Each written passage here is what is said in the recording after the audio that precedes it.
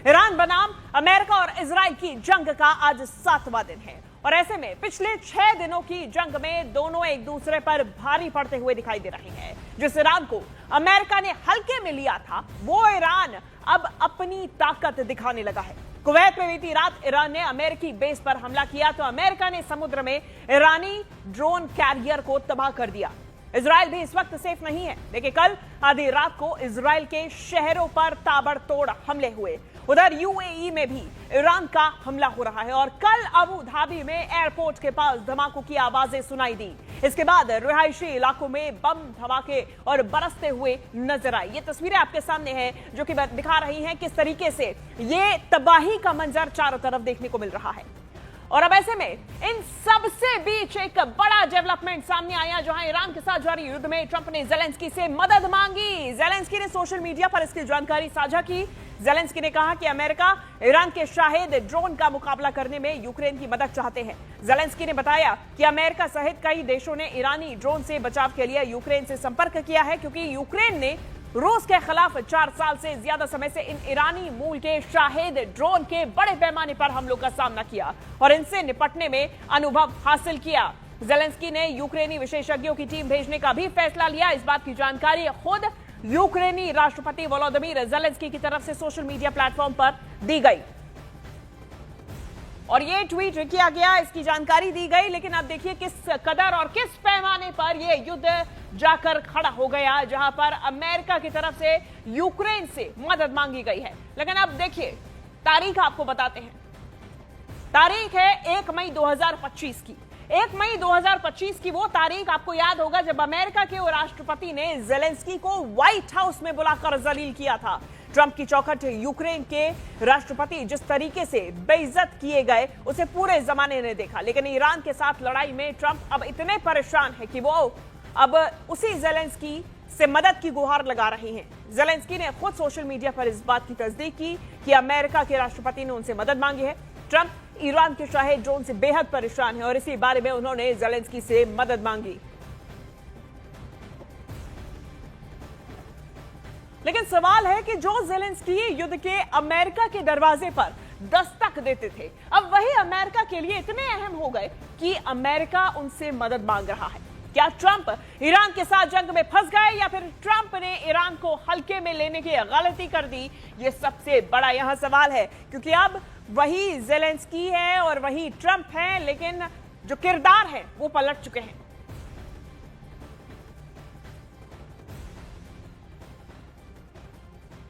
तो जेलेंस्की से अमेरिकी मदद की मांग अब ऐसे समय में मांगी गई जब अमेरिका जो है वो ईरान की शाहिद ड्रोन से बौखला उठा है। अब जेलेंस्की को ड्रोन युद्ध में लंबा अनुभव हो चुका है और ऐसे में अमेरिका इस मामले में यूक्रेन की मदद चाहता है। वो कैसे, आप समझिए। देखिए, ईरान का है शाहिद ड्रोन। अब शाहिद ड्रोन लॉइटरिंग म्यूनिशन या फिर सुसाइड ड्रोन है, जो कि बेहद कम लागत से तैयार किया जाता है। ये ड्रोन जो है वो लंबी दूरी के टारगेट को भेदने में माहिर है। इसका ऑपरेशनल रेंज 1000 से 2500 किलोमीटर तक का है। 4000 मीटर की ऊंचाई तक ये ड्रोन उड़ान भर सकता है और इन सबसे अलावा इसे गेम चेंजर बताता है, क्योंकि इसका जो काम है वो कम कॉस्ट पे होता है। ये बेहद सस्ते लागत से इसे तैयार किया जाता है और ऐसे में ये काफी महत्वपूर्ण है। तो ईरान जो है वो अमेरिकी बेस और इजराइल के खिलाफ दनादन यही शाहिद ड्रोन का इस्तेमाल कर रहा है और अगर ये कामयाब नहीं होता तो ईरान को कोई फर्क नहीं पड़ता। लेकिन इसकी एक लोकेशन पर कामयाबी अमेरिका और इजराइल के बड़े बड़े घाव दे रही है। कैसे, समझिए। 2500 किलोमीटर दूर तक ये किसी भी टारगेट को 3 मीटर के एक्यूरेसी से भेज सकता है और ये अपने साथ 30 से 35 किलोग्राम का वॉरहेड भी लेकर जा सकता है, यानी कि भारी तबाही। अब इसकी रफ्तार जो है वो करीब 185 किलोमीटर प्रति घंटे के हिसाब से है।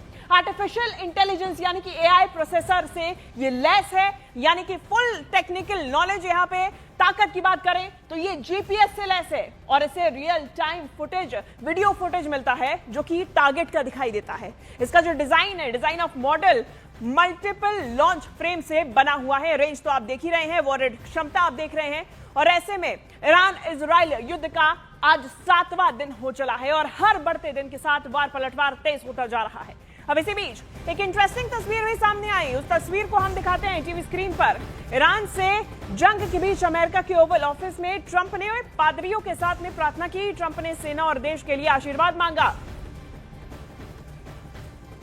देखिए, ट्रंप बीच में बैठे हुए ओवल ऑफिस की ये तस्वीर है। बता दें कि ओवल ऑफिस व्हाइट हाउस में बना राष्ट्रपति का दफ्तर है और यहाँ पे पास्टर्स के साथ में पादरियों के साथ में प्रार्थना करते हुए ट्रंप नजर आ रहे हैं और यहाँ पे देश के लिए साथ ही साथ अपने सैनिक भाई बंधुओं के लिए प्रार्थना कर रहे हैं। ट्रंप ने पादरियों के साथ प्रार्थना की, इसकी तस्वीर साझा की। ये इंटरेस्टिंग विजुअल है जो कि सामने आया। ट्रंप ने सेना और देश के लिए आशीर्वाद मांगा। बता दें कि ओवल ऑफिस जो है यहीं पे प्रार्थना की गई और ओवल ऑफिस व्हाइट हाउस के अंदर ही बना हुआ राष्ट्रपति का दफ्तर है। यहाँ पे ट्रंप प्रार्थना करते हुए नजर आए। ट्रंप ने पादरियों के साथ प्रार्थना की, ये तस्वीर उसकी सामने आई। और ट्रंप जो हैं वो लगातार धमकी पे धमकी दिए जा रहे हैं। ट्रंप ने IRGC से हथियार डालने की अपील की है, उनका बयान आज ही सामने आया। और दूसरी तरफ वो सेना और देश के लिए आशीर्वाद मांग रहे हैं। अमेरिका जो है वो क्या जंग में पिछड़ता हुआ नजर आ रहा है। एक तरफ ज़ेलेंस्की से मदद, जिसका दावा ज़ेलेंस्की की तरफ से किया गया है, यूक्रेन से मदद, और दूसरी तरफ ट्रंप की धमकी और उसके बाद ये तस्वीर जहां पर वो भगवान से, ईश्वर से प्रार्थना करते हुए नजर आ रहे हैं, सबकी खुशहाली और शांति की अपील करते हुए, साथ ही साथ में IRGC से हथियार डालने की अपील करते हुए एक तरफ, दूसरी तरफ भगवान से प्रार्थना करते हुए देश के लिए, सेना के लिए ट्रंप नजर आए। पादरियों के साथ में उन्होंने ओवल ऑफिस में प्रार्थना की। अब देखिए, इसे समझिए। वॉशिंगटन में व्हाइट हाउस है। व्हाइट हाउस यानी कि राष्ट्रपति का निवास, और इसी निवास के अंदर राष्ट्रपति का दफ्तर बना हुआ है जिसे ओवल ऑफिस कहते हैं। ओवल ऑफिस के अंदर की तस्वीरें आप देखिए। ओवल ऑफिस के अंदर की तस्वीरों में आप देखिए, बीच में ट्रंप, डोनाल्ड ट्रंप, अमेरिकी राष्ट्रपति बैठे हुए हैं और उनके साथ में तमाम पादरी जो कि प्रार्थना कर रहे हैं अमेरिकी सेना के लिए और अमेरिका के लिए, उनके देश के लिए। दूसरी तरफ जंग का 7वां दिन जो कि प्रचंड होती जा रही है और इस प्रचंड जंग में एक तरफ है इजराइल और अमेरिका और दूसरी तरफ है ईरान। लेकिन ईरान पीछे हटने का नाम नहीं ले रहा है और इसी तरीके से अब ट्रंप भी साम दाम दंड भेद लगाकर प्रार्थना कर रहे हैं और अटैक भी कर रहे हैं। वहीं इजराइल ने ईरान के मिसाइल लॉन्चर्स तबाह कर दिए। जानकारी सामने आई जहां इजराइल ने 6 मिसाइल लॉन्चर्स नष्ट किए। हमला होने से कुछ मिनट पहले की कार्रवाई देखी गई। 3 ईरानी डिफेंस सिस्टम भी तबाह किए गए। एयरफोर्स का सटीक ऑपरेशन देखा गया। ऑपरेशन रोरिंग लायन चलाया जा रहा है जो कि अभी भी जारी है और अलग अलग नाम इनके ऑपरेशंस के दिए गए हैं, लेकिन एक जंग है जो कि ईरान और इजराइल, अमेरिका के बीच में चली आ रही है। 7 दिन हो चुके हैं, प्रचंड होती हुई जंग नजर आ रही है। और ये देखिए, ये महायुद्ध जिसमें ईरानी सुप्रीम लीडर खमेनी की मौत हो चुकी है, लेकिन उसके बावजूद ईरान लगातार आगे बढ़ता जा रहा है और जवाबी कार्रवाई चला रहा है। सुप्रीम लीडर जल्द ही नियुक्त किया जाएगा ईरान में, लेकिन दूसरी तरफ ईरान पीछे हटने का नाम नहीं ले रहा और वहीं ईरान के हमलों का जवाब इजराइल और अमेरिका की तरफ से भी दिया जा रहा है। और ये देखिए, 6 मिसाइल लॉन्चर्स को नष्ट किया गया है क्योंकि सबसे ज्यादा जो खेल है वो हवा में ही चलाया जा रहा है और ऐसे में मिसाइल लॉन्चर्स को नष्ट करने से बड़ी कामयाबी भी यहां पर मिली है।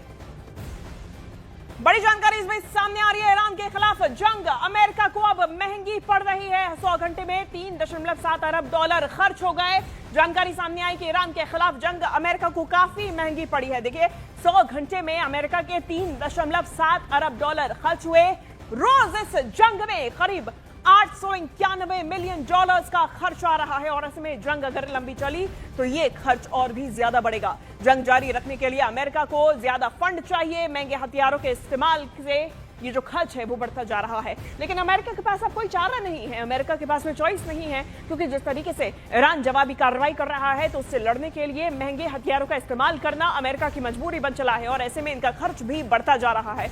यही महंगा ये युद्ध, ये लड़ाई अमेरिका को पड़ती हुई नजर आ रही है क्योंकि ईरान के खिलाफ जंग ये अमेरिका को काफी महंगी पड़ी। 100 घंटे की बात करें जो कि जंग शुरू हुए 100 घंटे से ज्यादा का समय बीत चुका है, लेकिन आंकड़े जो है वो बताते हैं कि 100 घंटों के अंदर अंदर अमेरिका को $3.7 अरब का नुकसान हुआ। उनका खर्चा जो है वो $3.7 अरब का आया। रोज औसतन करीब $891 मिलियन खर्च हो रहे हैं।